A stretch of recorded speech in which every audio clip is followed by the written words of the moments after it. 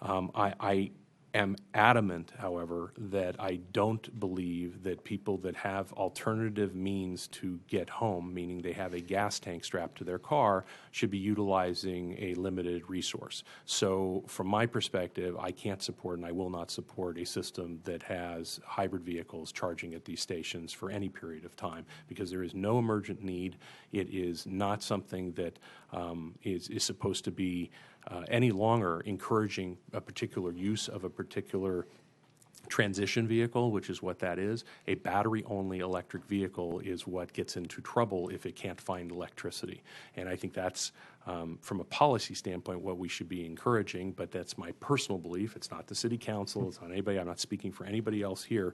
I think that's the direction that things need to go in. That being said, the level 1 chargers are almost useless in that regard with technology today and technology in the future, such that I'm very hopeful that we have resources, perhaps through this program, to be able to install all level 2 and potentially level 3 chargers eventually around the city that can be operated at a reasonable rate. The level 1s are confusing. There almost is no point unless you are either working here the entire day and leaving your vehicle in the garage, which is not why this network was set up, and it certainly is not the purpose to supply electricity to a vehicle that has a gas tank to accommodate that. That, to me, is doubling down on a system that is already costing us, in my opinion, a lot of money.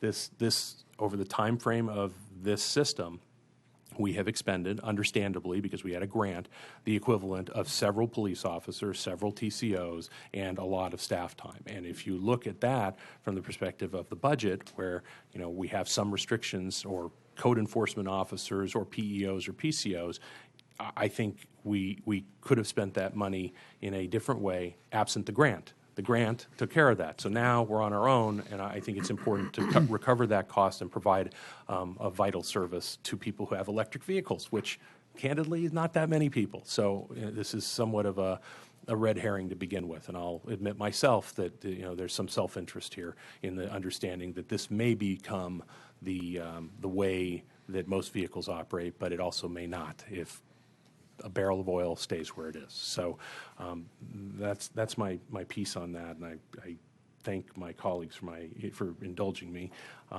Is there somebody that would like to make a motion on the recommendations, and is anybody willing to heed some of what I added in there? I'm willing to make a motion. I think I am in agreement with you about the hybrid cars. I think that the analogy to a water fountain, a drinking fountain, makes sense, and it's somewhat for an emergency. By the way, that's Vice Chair Seidel. So yes, give I credit was where looking credit at is him. It's ours now.